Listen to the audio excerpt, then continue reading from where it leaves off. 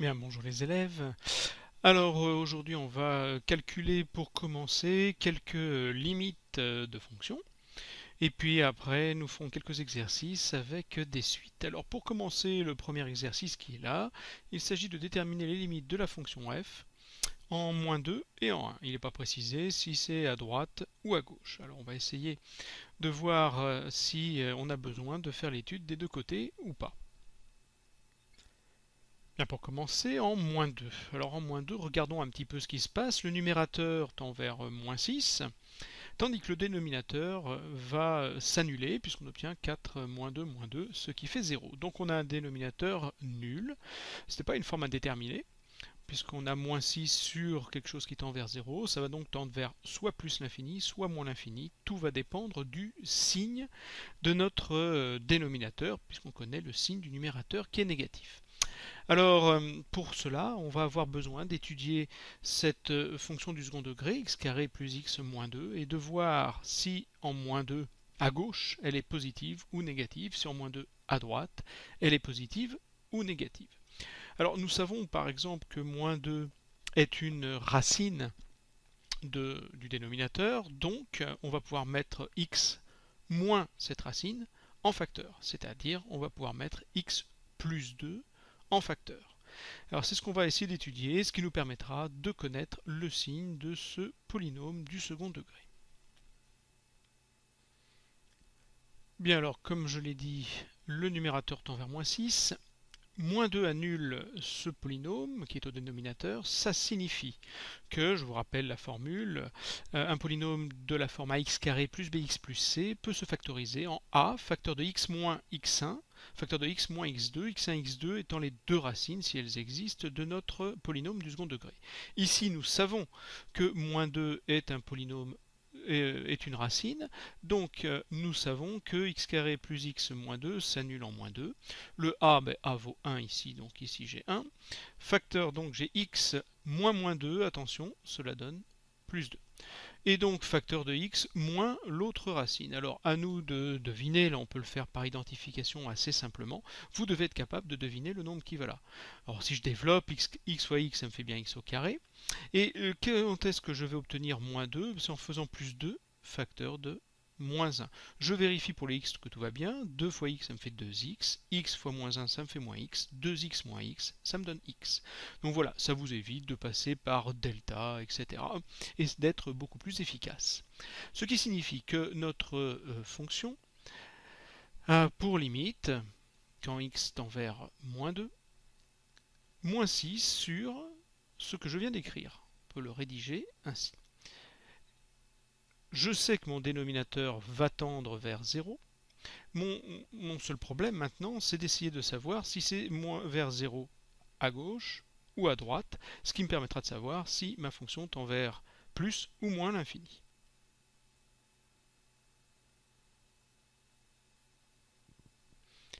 Alors regardons, pour commencer, par exemple, à gauche.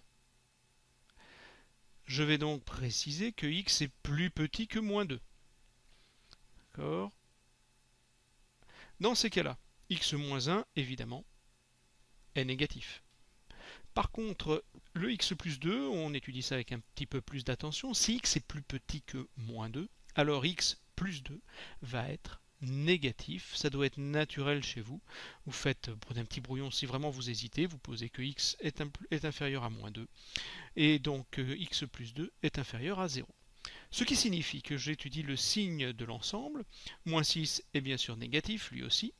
Donc j'ai un négatif, ici le dénominateur va être un produit négatif, donc positif. En conclusion, l'ensemble va tendre de -6 sur 0 plus. On va donc avoir comme limite moins l'infini à gauche. Et il nous reste à étudier à droite, alors cette fois-ci quand x sera plus grand que -2. -6 est évidemment toujours négatif et x moins 1 est toujours négatif. Par contre, x plus 2, quand x est plus grand que -2, x plus 2 va devenir positif. Ce qui signifie que notre quotient va être positif, et donc on a -6 sur quelque chose qui tend vers 0. On obtient un infini, le signe est positif. Donc voici vos deux limites, à gauche et à droite, en -2. on va maintenant se pencher sur le cas où x vaut 1. Alors, cette fois-ci, quand x vaut 1, le numérateur tend vers 0 et le dénominateur tend également vers 0. Alors, cette fois-ci, on a bien une forme indéterminée, du genre 0 sur 0. Évidemment, on ne peut rien conclure comme ça, a priori. Alors, je vous rappelle un petit peu que x carré plus x moins 2, on avait montré que c'était égal à x plus 1, facteur de x moins 1. Et regardez ce qui se passe pour f de x. Le numérateur, comme 1 est une racine, nous allons pouvoir factoriser par x moins 1. Le dénominateur, on l'a vu, 1 est également une racine, on peut donc également factoriser par x moins 1. On avait vu que moins 2 était l'autre racine, donc on factorise par x plus 2, facteur de x moins 1. Et donc, nous avons cette fraction qui est égale à 2 sur x plus 2, d'accord, quand x n'est pas égal à 1. D'accord. En 1, on a notre problème d'interdit au dénominateur. Alors maintenant que l'on a cela, on va pouvoir étudier la limite de f de x quand x tend vers 1. Quand x tend vers 1, le dénominateur tend vers 3, et donc la fonction va tendre vers 2 tiers.